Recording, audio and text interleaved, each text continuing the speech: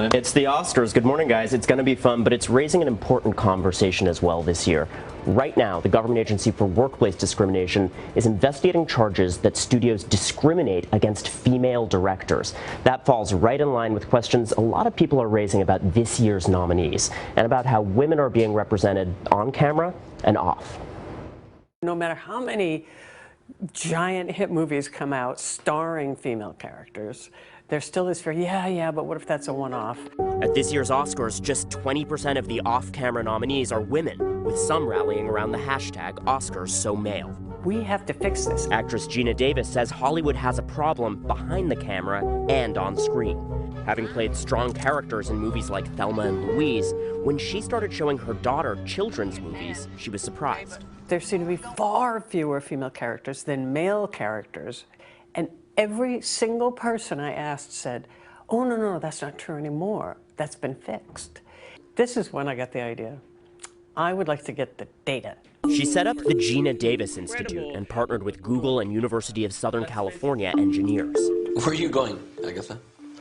I've already decided. This is not Oscar caliber acting. No. They developed cutting-edge software to track gender representation. If you see a green box, it means it's figuring out not only there's a face there, but it's a female.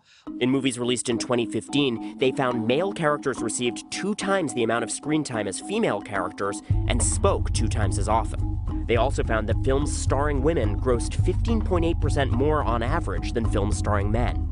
Davis is now taking that data to Hollywood executives. They are stunned. Every meeting, somebody at least says, you just changed my project. But she says change has to start behind the scenes. Our research showed that if there's a female director or writer, the percentage of female characters on screen goes up. At this year's Oscars, no female directors are nominated, and just 1 female writer is for Hidden Figures. But for the first time ever, a female and black editor is nominated. Should people be upset that it's taken this long? Yeah. You can't help but be kind of disappointed in the progress, that we've made, because it's slow. Joy McMillan is nominated for Moonlight. Is there still a barrier there for those critical roles on movies? This industry has just been male-dominated for such a long time. There's always a guy who knows another guy. And a vast majority of films are still directed by a guy.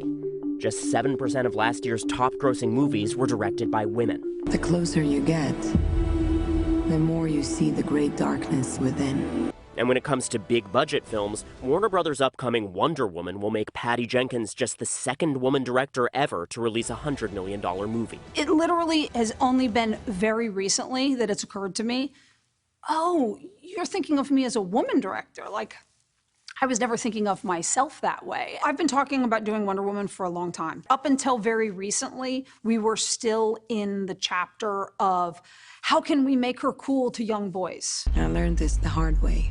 A long time ago. The core root of the problem is that feature films still have not truly embraced that young men are no longer the only key audience to go after financially. A reality she says TV and streaming platforms have adapted to more quickly.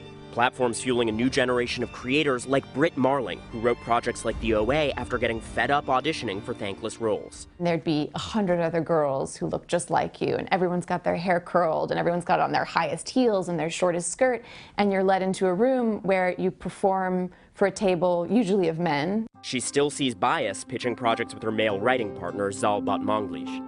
What was interesting is that the executives would always just look at Zal and ask questions of Zal. But she's also found change at platforms like Netflix, where they pitch to female executives. For the next Britt Marling standing in that lineup at that cattle call with the glossed lips and the curled hair. I would say, girl, take off your heels. Don't curl your hair. Don't wash your hair even. Like, get a bunch of screenwriting books. You don't need anyone to tell you that your voice matters. It does, and the audience is waiting for it. The Academy did not respond to our request for comments, neither did the studios we reached out to. You know, the stories we tell matter. We send messages to the world with these movies. We send messages to our kids with these movies, as Gina points out. I mean, you guys must run into this with content your kids watch. Whether it's consciously that they absorb this or subconsciously, the message does get through, no question about it. It's conveying something important. I interviewed Jessica Chastain a couple of months ago, and she has vowed every year to work with at least one female director. She has a production company, so she has the power to push that. Not everybody does in the business. All right, Ronan, thank you very much. Thank you. Hello, Today fans. Thanks for checking out our YouTube channel. Subscribe by clicking that button down there and click on any of the videos over here to watch the latest interviews, show highlights, and digital exclusives.